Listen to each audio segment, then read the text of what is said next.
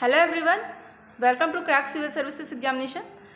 आज हम legislative council के बारे में बात करेंगे। अब ऐसा टॉपिक क्यों है, क्योंकि हाल ही में आपको पता होगा कि वेस्ट बंगाल में इसकी बहुत बातें चल रही हैं लेजिस्लेटिव काउंसिल की, यानी वहाँ पे विधान परिषद बनने की बात हो रही है कि अब वहाँ पे ममता बनर्जी जो वहाँ की सीएम है वो विधान परिषद में रेजोल्यूशन पास करने की बात कर रही हैं।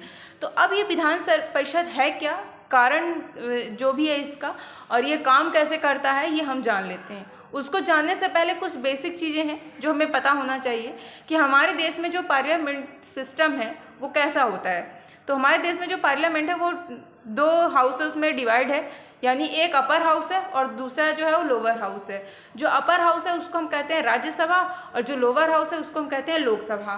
ठीक है, तो जो अपर हाउस है उसमें 245 सदस्य होते हैं और वहीं पे लोकसभा में 545 सदस्य हैं। ठीक है, ऐसा कहा जाता है कि भले इसको अपर हाउस कहते हैं लेकिन जो भी ज़्यादा एक्टिविटी होती है वो लोकसभा के पास होती है, ज़्यादा पावर होती है। लेकिन कई बार ऐसा होता है कि राज्यसभा भी समय अनुरूप ज़्यादा पावर का प्रयोग करता है, इसलिए ऐसा कोई ज़्यादा कोई बड़ा या छोटा नहीं है इस पर। ठीक है, अब हम देखते हैं जो स्टेट में क्या लेवल रहता है। तो स्टेट में जो होता है, तो स्टेट में भी यही अगर देखते हैं तो स्टेट में दो भाग में होता है, एक होता है लेजिस्लेटिव असेंबली, वहीं पे लेजिस्लेटिव काउंसिल। क्लियर।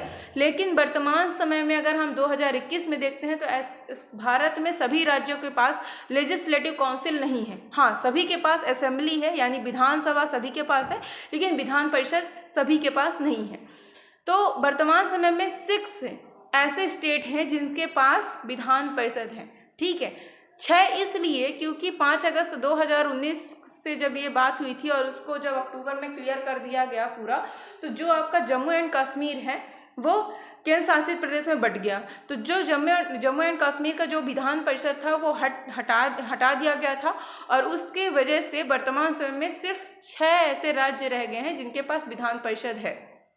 ठीक है, अब इसका जो संवैधानिक भाग है वो कैसा है। तो जो संवैधानिक भाग है तो आर्टिकल, यानी जो हमारा संविधान है, अनुच्छेद 168 से लेकर के 212 के मध्य में जो पार्ट 6 है उसमें विधान परिषद का वर्णन किया गया है, और जिसमें विधान परिषद का जो बनना होता है वो आर्टिकल 168 के तहत हम उसकी स्थापना या उसकी समाप्ति कर सकते हैं। अब वर्तमान समय में कितने स्टेट हैं वो हम काउंट कर लेते हैं। तो आपका आंध्रा है ना, आंध्र प्रदेश, तेलंगाना, 2014 में तेलंगाना बना था। ठीक है, तो आंध्र प्रदेश, तेलंगाना, यूपी, बिहार, महाराष्ट्र और कर्नाटका।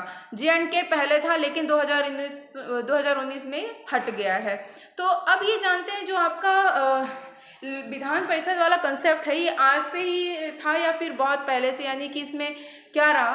तो ये जब हमारा संविधान बन रहा था तो ये बात कही गई थी बहुत, जो भी हमारे मतलब संविधान बनाने में जितने भी बैठक होती थी तो उसमें ये कहा गया कि विधान परिषद बनाने का कोई उल्लेख ऐसा है नहीं, क्योंकि अगर हम देखते हैं तो सेंट्रल लेवल पे राज्यसभा और लोकसभा है तो वो काफ़ी है, लेकिन अगर हम स्टेट में बनाते हैं तो एक तरह का ये हो जाएगा कि विधान परिषद में डायरेक्ट लोगों का कोई अटैच तो होता नहीं वहाँ के एमपी से।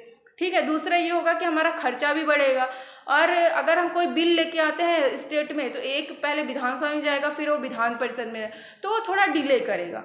लेकिन बाद में ये डिसीजन लिया गया कि ऐसा नहीं है, हम ये स्टेट के ऊपर छोड़ देते हैं कि स्टेट इस चीज़ की रिस्पॉन्सिबिलिटी ले कि जो स्टेट अगर अच्छे से मजबूत है, यानी फाइनेंशियल स्ट्रेंथ उसकी अच्छी आ रही है, अच्छे से काम कर पा रहा है, तो वो अपने स्टेट में विधान परिषद ला सकता है और अगर चाहे तो उसको हटा भी सकता है। ठीक है, तो ये स्टेट के ऊपर स्वेच्छा रखा गया, लेकिन इसको रेक्टिफाई नोटिफाई कौन करता है? आपका प्रेसिडेंट। जब तक प्रेसिडेंट नहीं करेगा तब तक उस स्टेट में आपका विधान परिषद नहीं बनेगा।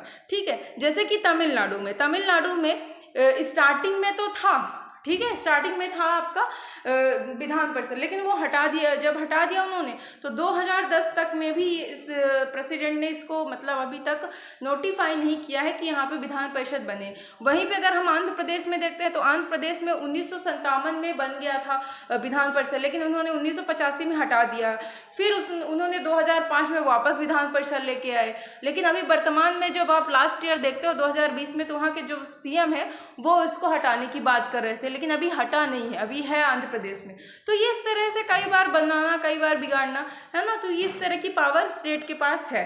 अब ये चीज़ें हो जाती हैं इसमें कि जो विधान परिषद है इसका गठन कैसे होता है। तो विधान परिषद का जो गठन होता है वो होता है आर्टिकल 169 के तहत, ठीक है। अब इसमें जो भी गठन होगा उसके सदस्य कैसे आएंगे, तो इसके जो सदस्य होंगे वो, अगर मान लीजिए किसी भी स्टेट में विधानसभा है तो उसमें जिसमें टोटल जितने भी सदस्य होंगे उस सदस्य का 2/3 है ना बहुमत से ही विधान परिषद बन पाएगी, अगर ये मेजोरिटी आ जाती है तो राज्यपाल के सहमति के साथ, ठीक है। और इसमें जो भी योग्यता क्या होनी चाहिए, जो भी एमपीज वगैरह होंगे उनका मतलब न्यूनतम जो भी एज होनी चाहिए वो 30 वर्ष होनी चाहिए। और यहाँ पे जो सदस्य होते हैं यानी जो भी मेंबर होगा उसका कार्यकाल कितने वर्ष का होगा, तो 6 वर्ष का। पहली चीज मैंने ये बोला सदस्य का कार्यकाल होता है यहाँ पे विधान परिषद का कार्यकाल नहीं है, क्योंकि विधान परिषद कभी भंग नहीं होती, क्योंकि हर दूसरे साल एक तिहाई सदस्य अवकाश ग्रहण कर लेते हैं और फिर उनकी जगह दूसरे आ जाते हैं। इसलिए हम कभी विधान परिषद को ये नहीं बोलेंगे कि उसका कार्यकाल खत्म हुआ या भंग हुई, हमेशा वो उसको या तो बना सकते हो या तो हटा सकते हो, लेकिन उसको कभी भंग नहीं कर सकते, जैसे कि हमारी राज्यसभा है, ठीक है। अब इस तरह से ये पता होगा।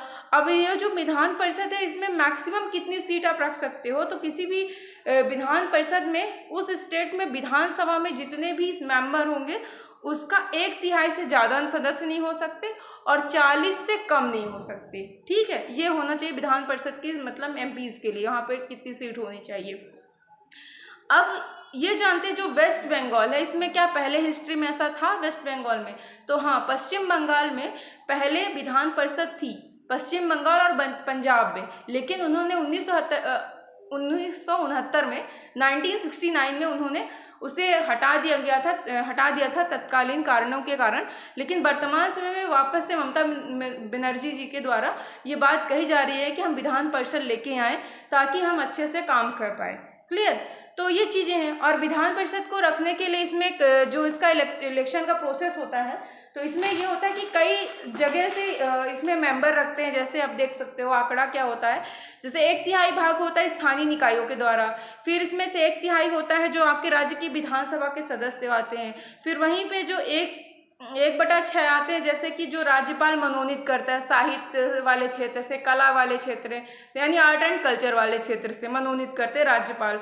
उसके साथ साथ ही 1/12 ऐसे जो कि माध्यमिक स्तर या उससे ऊपर के जो भी शिक्षक हैं जिनको 3 वर्ष का अधिकतम अनुभव हो उनको यहाँ पे रखा जा सकता है। साथ ही साथ जो स्नातकोत्तर में हो चुके हैं है ना ऐसे सदस्य, उनको भी यहाँ पे विधान परिषद का मेंबर बनाया जा सकता है, ठीक है। और इनकी जो मीटिंग होती है इसमें कोरम होता है 1/10 यानी 10 लोग कम से कम होने चाहिए तभी कोई मीटिंग कंप्लीट हो पाई होगी है ना।